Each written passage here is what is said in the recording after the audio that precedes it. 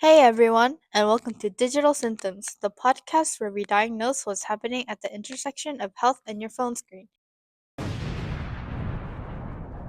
I'm your host, Emily Beck. If you've ever scrolled through a TikTok and suddenly been convinced you have ADHD or wondered if that new moon juice your favorite influencer swears by is legit, you're in the right place. Today's episode is a deep dive into one of the biggest public health challenges we're facing that doesn't come from a virus, but from our feeds. It's about how medical misinformation spreads online, why we believe it, and the very real, sometimes dangerous consequences. Let's dive in. Let's get it. 3, 2, 1. Hey guys! Welcome to our podcast, Digital Symptoms. And today, Emily's going to be telling us what we're talking about. Go ahead. So, today we're going to talk about how social media affects medical misinformation. Yes. So, we have our host here in the middle. Her name is. Hi, my name's Emily. I'm a freshman majoring in biomedical sciences. Here to the right, we have, Hi, I'm Leah. I'm also a freshman here at UAB, and I'm majoring in chemistry. and to the left of us, we have. Hey guys, I'm Jilly and I'm majoring in healthcare management. Okay, Yay! let's start. Okay. All right, let's get comfy, y'all. Okay. So, I have a question for you guys. What is it? Have you ever heard of the ivermectin case during COVID? I don't think so. What is that? Can you explain it? So, ivermectin is apparently anti-parasitic medicine used mainly in animals. Wow. But the problem was, due to someone saying it on the internet, someone very influential apparently, people started injecting that into their own bodies What? as a cure. That's crazy. That's crazy. So crazy. Oh my gosh. That's Yeah. so dangerous. Well, that was one of the bigger cases. And according to my own personal research I've done on my peers, Mm-hmm. the ivermectin is a very big case that happened in the States. But Oh. there's also very small happenings such as changing their own diets or trying unproven home remedies or even worsening their own conditions based off what they only saw online with no medical accuracy. Wow. That actually makes a lot of sense because these days I be scrolling on TikTok a lot, you know? I mean, it's final season. I know I shouldn't, but like I always be scrolling on TikTok at least for an hour every day. And for like half of those times, I get a lot of ads scrolling on TikTok. And a lot of these ads have to do with health, like whether they're supplements or weight loss patches, things like that. And I'm just like, I see the reviews and, people actually buy this stuff. But like I wonder how bad is it for your body, is can you actually trust the source if it's coming off an ad. Yeah, that reminds me of like a little like TikTok trend or like just something that's been going on TikTok recently and they be like gut talk. Like they talk about like your gut, what's Oh good for yeah. your gut and what's not, and they're like, oh, this will help you lose weight, this will help you gain weight. Yeah. And it's just so weird because everybody tends to fall into that propaganda where they're like, oh, your gut health is so important, so everybody like starts with things you need for your gut health. Your gut health is so important. You'll poop this way, you won't. Mm-hmm. Yeah, I feel like everything that you guys have said comes off based off of what we call algorithm, which all social media platforms have, and algorithm tends to favoritize those that have more empathetic background music and personal stories that appeal to people more than just random facts being thrown at them. Things like products that people advertise that have those words saying it worked on me, or like this helped me lose like 5 pounds. I feel like things like that have a heavier connection to people than things like according to this case and la la la la, or like according to this study la la la la algorithm. Yeah, and like all of this information that we're being fed on in social media correlates to something called health misinformation. Whoa. Yeah, so I've actually read an article about this called Where We Go From Here, Health Misinformation on Social Media. So basically this article just talks about how much misinformation regarding health there is on social media and how it impacts society these days, and I think that's really important coming from algorithms. Oh yeah. So I think the reason why people tend to like spread all this misinformation is for engagement, you know. It doesn't always have to be accurate. I mean, it should be accurate, but it's not always accurate. And it's because these people just want all this attention and views, you know, which is why they don't mind spreading all of this misinformation. So, taking that into account, that is from the perspective of those influencers, right? Yes. Then why do you guys think people trust those relatable stories over medical degrees? I think it's mainly because when they hear somebody else saying, "Oh, it worked for me. Oh, doing this made me lose this much," they're like, "Oh, wait, if they can do it, if that happens to them, why wouldn't it happen to me?" So they're more relying it on people that have you know done it or taken certain like what is it? Yeah, supplements, and so it's just more. Let's say they think it's more reliable because they're like, oh wait, I had that same problem as them too. So if I take that, then I'll have the same result. So I think I've seen something very similar to what you just said on a research article that talks about expertise versus experience. So that research article basically talks about how people on the internet tend to believe people based off what they said from their personal experience, not necessarily scientific facts that back up their experiences. So yeah, what do you think, Leah? I do think that um, one of the main platforms that misinformation gets spread on is TikTok. You I know, agree. these days TikTok has very much skyrocketed, especially after COVID. You know, people get bored a lot, they scroll on it. And there was actually a poll put on a article that I saw online, specifically for physicians, you know, and it says that 43% of doctors say that misinformation comes from TikTok, which is the biggest problem. So, you know, it just shows that influencers, you know, they're really influencing healthcare and patient education. And yeah, that just shows how doctors engage with the public and each other as well. So this is where it gets scary. From screens to policy, for both of you, which is more alarming to you? That individuals believe in disinformation or that the elected officials that are leading our country are writing it into laws? Hmm. Mm, This is really hard to choose from because I think both are very much fear factors for me, you know? I guess I'll start with the first one that's more alarming is that individuals actually believe this. And what's even scarier for me is that sometimes I believe it too, you know? So I guess I can talk about this from yeah. personal experience. Yeah. Me too. Yeah, right? Yeah, I can believe this from personal experience because sometimes I'll be looking at these ads and like what really gets me caught to like convince myself is looking at the comments, you know? People commenting like, "Oh yeah, this worked for me," or like, "Oh, just give it a week, it'll work." But half the times those are just bots, you know? So like it's very alarming to me that the world has evolved this much to where you have AI generate all of these bots for you and have them influence your opinions, you know? But also for like elected officials that are writing this into the law, the only thing they care about is themselves, you know? And all they want is money, which is really just stems from this entire problem, which is the root of this problem, which is people just want money, you know? What are your thoughts, Chinny? I also think like agree with you on Mm-hmm. thinking both is very dangerous and concerning. Yeah. But that like reminds me also like how TikTok has a TikTok shop now. Oh, So yeah. influencers, they get money from the shop if they are Yes. able to sell the product and Mm-hmm. make it, become a trend or whatever and increase the sales. So they also get profit from the sales of whatever company they're trying to promote. Mm-hmm. And so a lot of people tend to fall into that propaganda. And yeah, I think I've seen a lot these days where just there's a lot of influencers trying to sell products so they can, Mm. get money Yeah. relating to Earn you on commission. people. Yeah, Mm-hmm. yeah, people trying to just get money. Yeah, that's pretty alarming, I'd say. Mhm.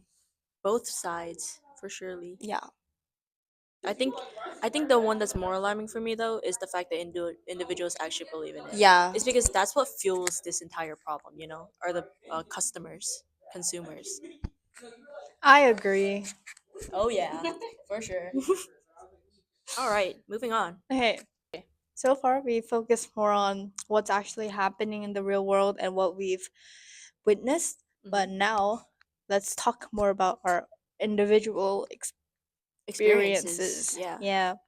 So, I can start off. Okay. One thing that impacts me most from what I see on Instagram or like TikTok are those hot models Hmm.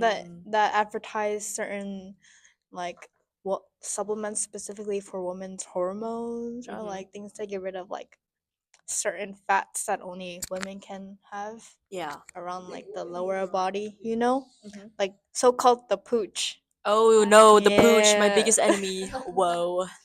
Yeah, and seeing all those Instagram models have that, not have that, it kind of makes my self-esteem go down, thinks I'm the problem. And Hmm. sometimes you gotta know Instagram is not all true. Those pictures may be, not saying all, but some of them, most of them are probably edited, or Hmm. they have been on certain bad medication that causes those changes in their bodies. And I feel Hmm. like it's really important for people to realize that social media isn't the truth, it isn't reality, but it's really, what's really scary is that it impacts people to the point they start changing their own bodies and try to looking and start looking into bad remedies that may Hmm. hurt their bodies in the long run, but they think it'll make them look beautiful and confident in the short run, which Yeah. is pretty scary thing looking into the future for our society. Hmm. What's a personal experience you've had, Leah? Yeah, I really liked your take. Me personally, I mean, I don't really fall into any of the propaganda mainly because I don't really want to spend my money on things like that. I mean, if it was free, give it all to me, but no. But I guess you've talked about your point of view as a, what is it? Falling into that propaganda, right? But for me, like thinking about the other side, I want to talk about how it impacts my life for the better, So I've seen a lot of bad videos, bad influential videos on TikTok about how like these products can do good things for you and they turns out to be false. But like all of these videos doesn't have to be just products that influencers are selling. Just random content creators, random people online, they can post videos about themselves. Like I've seen a video on TikTok about this one woman, and she like creates these snacks. They're called supermodel snacks, right? And it's just like they just have different very nutrient dense food in a plate, or like Tiffany plate. I'm pretty sure most of you guys have heard of that. And so just people looking at that and wanting to try it as a meal in their day-to-day life can actually impact their health for the better, I'd say, as well. So there's definitely two sides to this story. What about you, Julie? One thing I definitely almost fell for was a product called Nello. Oh. This like product has been going pretty viral on TikTok. Because people would show like a before and after picture of their like face or body to show like what difference it made, and I was like, whoa, like that's a pretty big difference that I would like to have in myself as well. So I was really tempted to buy it, but the one thing that held me back was the price. So Like real. I was like, oh, this is a lot of money for 20 servings of this drink. So Yeah. basically, Nello is like a powdered, uh, like powdered like packet where you put in water, and it has supplements like ashwagandha, magnesium, and a bunch of others that people say it is good for you, I'd say. But I feel like most of them are not mm, as useful. They just say there's like a bunch of supplements in there just so people can be like, ooh, I should take that so it can be good to my body or whatever. But I don't know. I was like, I wanna have a less puffy face, or I was like, oh, I wanna maybe lose some inches off my waist. But I just saw more and more videos of people promoting it, and I was like, it's probably not what they say it is, so I just dropped it. But the main reason was definitely the money part of it. The two things that we mentioned, because you said you don't really fall for that type of propaganda, even though we said it did impact us in a certain way, we didn't really fall for it. But if you think about it, there's even smaller things that go on social media that go really popular that might have already impacted us without us even knowing. Have you guys ever heard of the myth that you have to take 2 liters of water a day to be Oh yeah, healthy? for Yes. sure, Oh, for for surely. surely. For surely. Have you guys ever wondered one day, oh yeah, I remember I seen that I should drink so much water today that I go to the restroom 40 times today? Yeah. I Oh yeah. I still do Actually, it. funny you mentioned that because I've seen those videos on TikTok, I actually bought a water bottle, a big one, Yes. and guess where I bought it from, guys? TikTok shop. Oh my god. Guys, whoever's watching this podcast, if this isn't real enough for you, I don't know what is. This is true living proof right here. This is real evidence, guys. Oh my gosh. She fell for the propaganda. I guess I did. I lied. Oh no. She lied. Anyways, I'm drinking it too. Nah, I lied. Oh yeah. yeah, so even there's smaller things that we don't realize that social media has impacted us to fall for unintentionally. But like the things she said, it sounded like there was a lot of medical terms in that supplement. Yeah, Could you yeah. mention them again? Yes, one of them, Magnesium. magnesium, ashwagandha. There was also probably iron in it, Mm. and some. Yeah, yeah. Oh, yeah. A lot of vitamins. Yeah. So even though we know what some of these nutritions are that she mentioned, average people don't really know what these actually do to our bodies. So if we have people on the internet that we have no background information of speaking so professionally and enthusiastically about these hard terms that we don't really know much about, it we tend to fall for those tricks. Yes.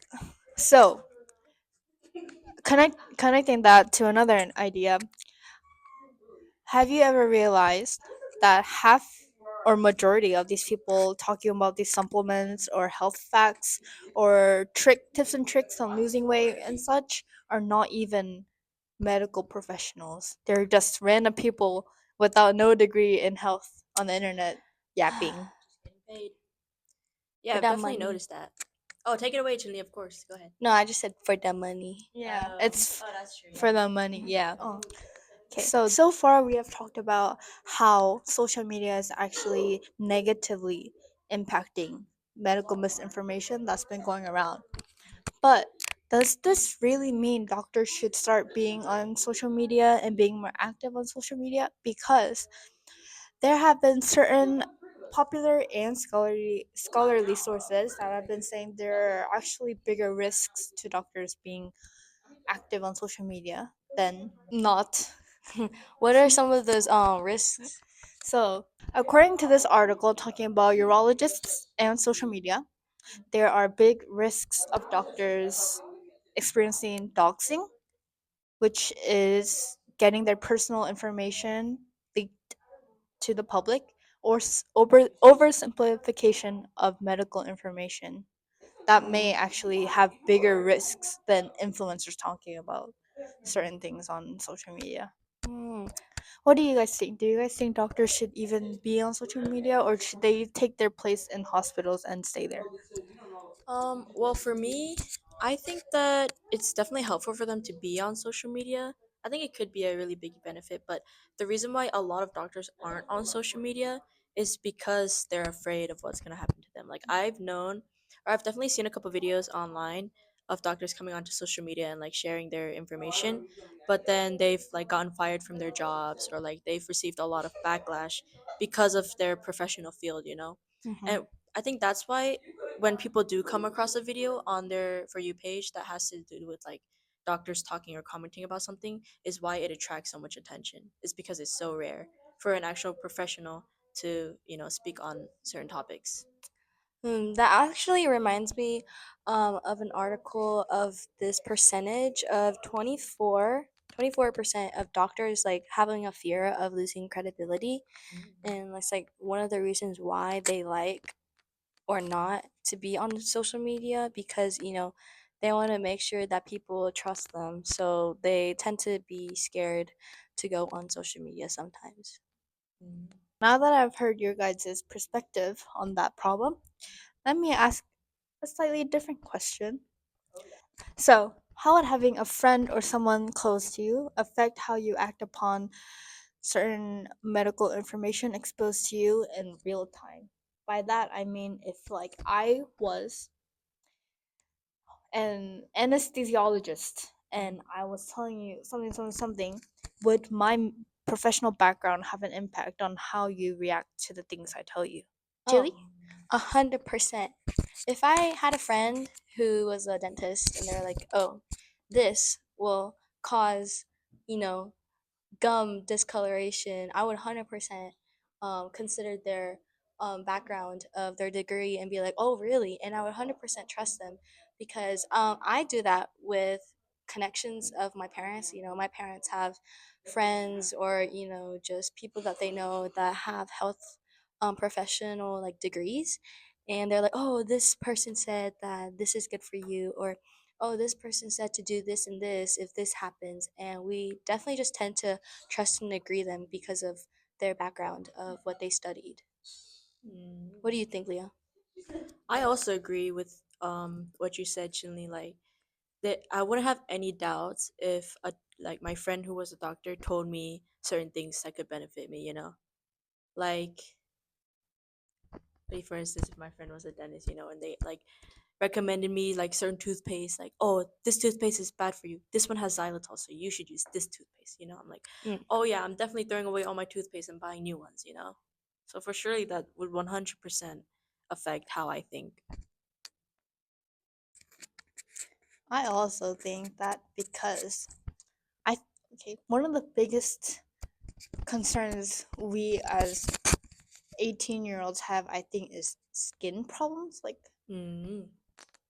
acne or like certain like or like flushing. I feel Uh-huh. like we all worry about our skin, every eczema. Oh, for So sure. like every single morning we be applying like loads of Skincare. skincare onto our Yeah. face.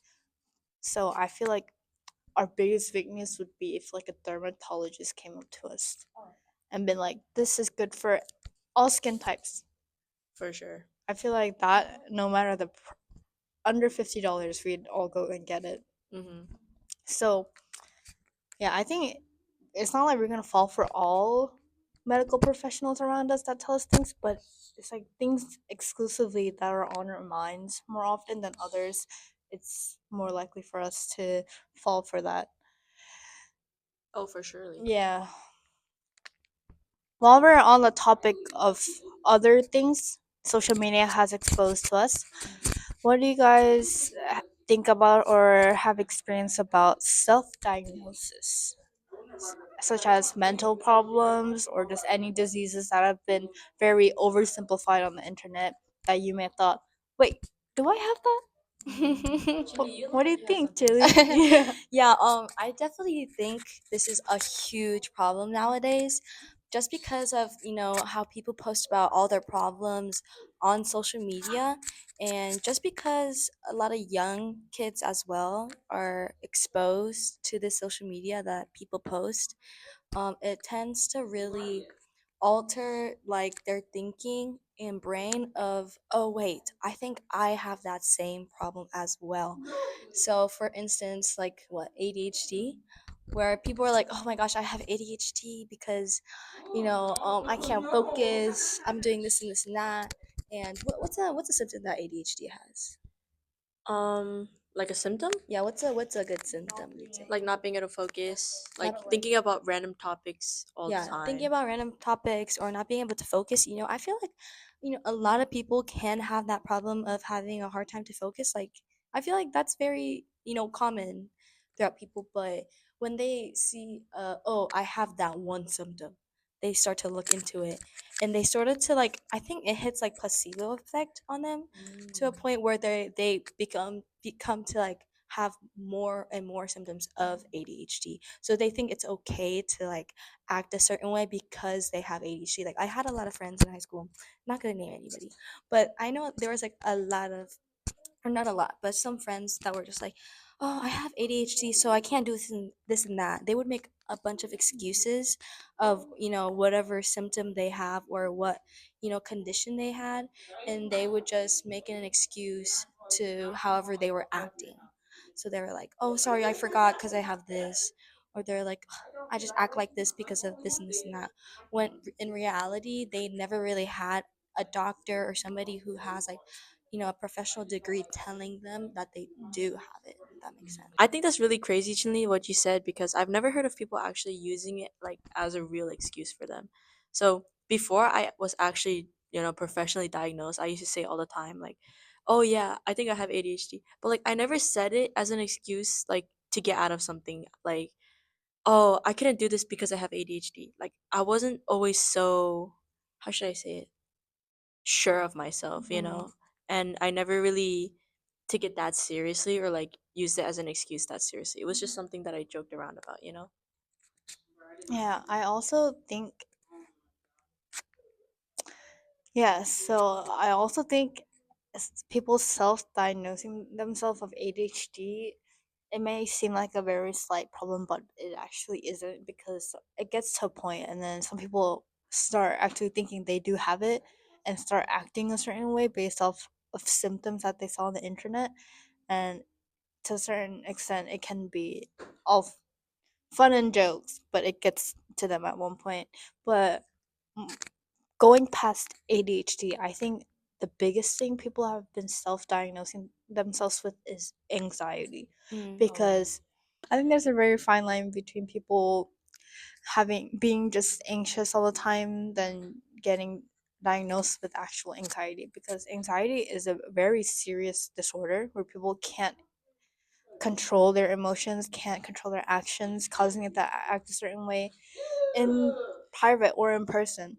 But people tend to think they have anxiety because of like small symptoms they might have seen online, such as like before a presentation, not being able to breathe properly. I feel like that's a big thing, especially in school settings, because presentations are always scary to do. But people like to say they have anxiety, or so they can't do this or that, or like they're acting a certain way because they have anxiety.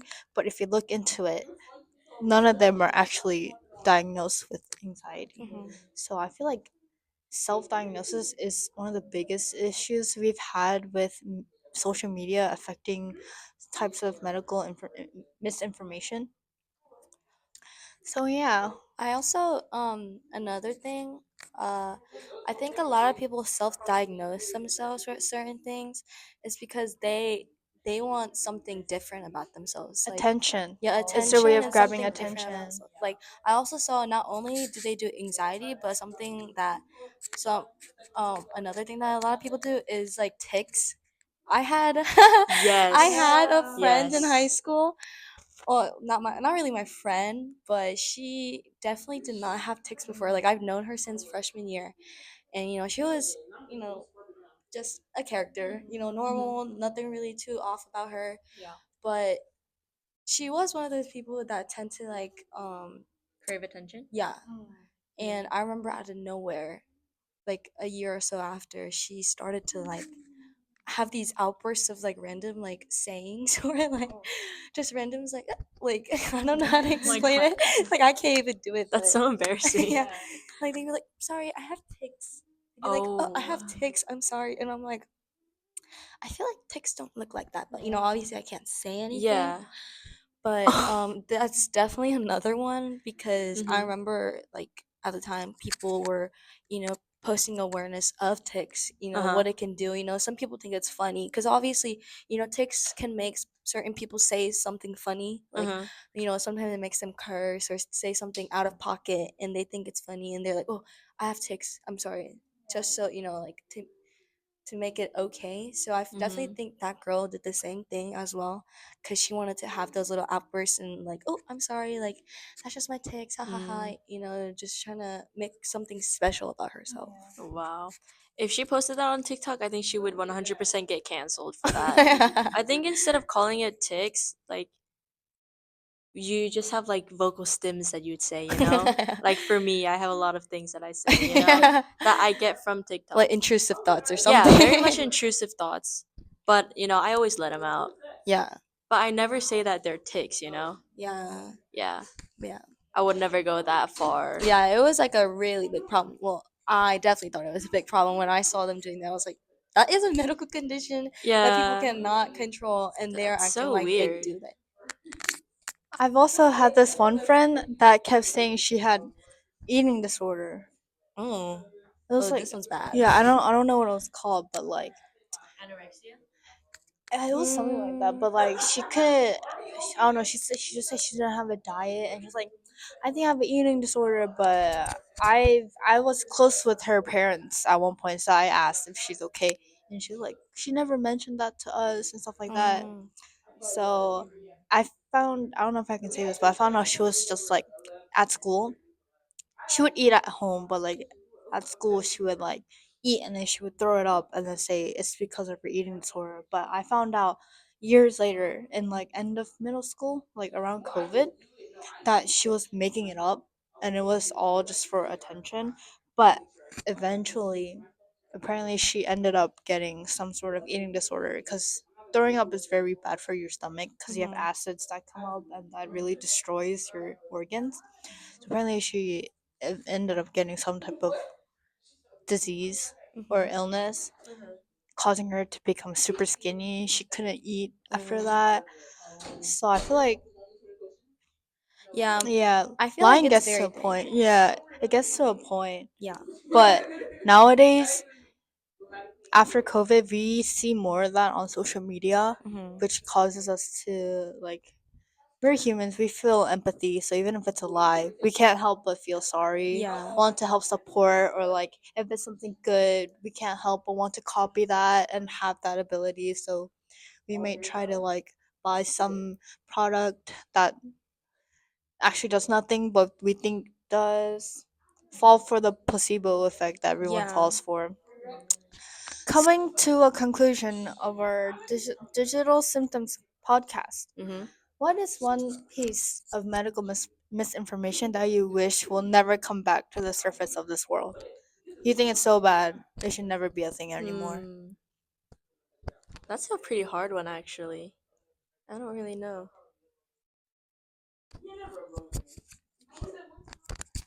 One thing I definitely will say is just random supplements that have been surfacing on social media, saying that it benefits certain things Hmm. for whatever you need.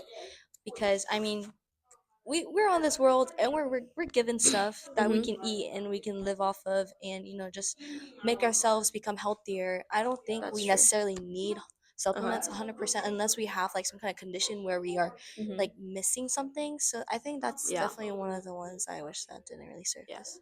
Adding on to that, I know there are a lot of different supplements. Like a lot of companies try to copy other companies, And I'm gonna try to articulate this as best as I can, but like certain supplements or products that are listed online, in order to be sold as like considered that like supplement product, it has to have like a minimum amount of that supplement in order to Mhm. be considered, you know like, so I don't really know what an example for like in terms of supplements, but I know like in terms of like skincare, there's like PDRN cream, and there's like a certain amount of like certain percent of PDRN that has to go into the product to be listed as a PDRN product, right? So even if people are buying these products, they're getting like the minimum effect for that product. So I think that's pretty dangerous, and I feel pretty bad for people who actually fall into that kind of trap.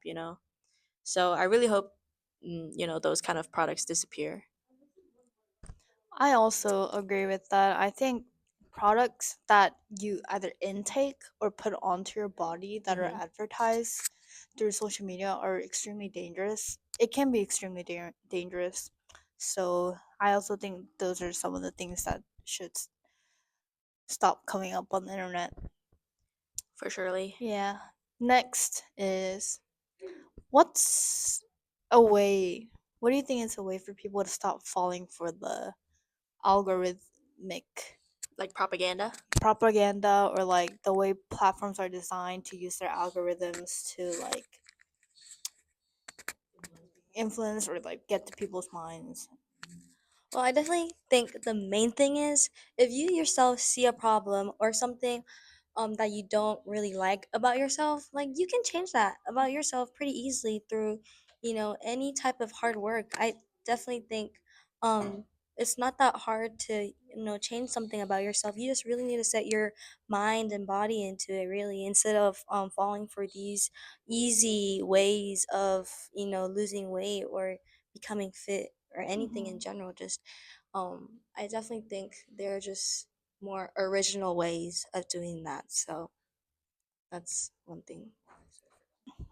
I just thought of something kind of ironic. You know how we're getting all these information or like medical advice online, Mm-hmm. but you know how our parents always say it's the phone, your phone's the problem. Yes. Oh yeah. I think that's so That's ironic so because true for though. us it's like our phone can be a cure if we do good enough research, but these days that phone has made us so lazy Mhm. that we're trying to find the easiest ways to fix things, cure things. Like, what'd you say?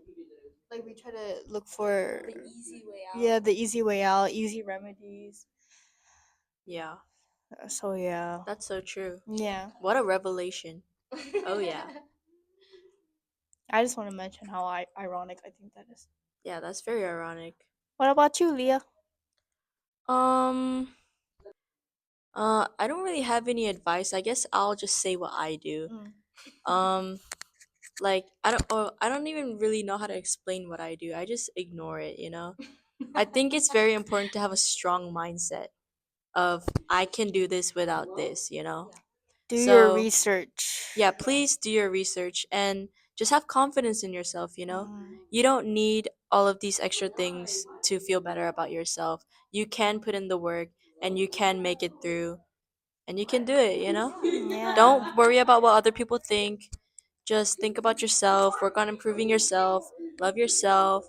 And yeah, I think that wraps up the podcast, guys. Thank you for listening to Thank you. Digital Yeah, Symptoms. thank you for listening. I want to say a special thanks to my friends Jilly and Leah for helping me out for this podcast. I really enjoyed talking about our personal experiences and our perspectives on the world currently. Well, I was just gonna say, thank you for inviting us. I also enjoyed it as much as you, and Hmm. I really hope people, whoever listens to this, really takes into what we talked about today because it is definitely a problem nowadays. So you can also become better. Yes, sir. Oh, yeah. We'll see you guys on the next episode. Bye. Bye.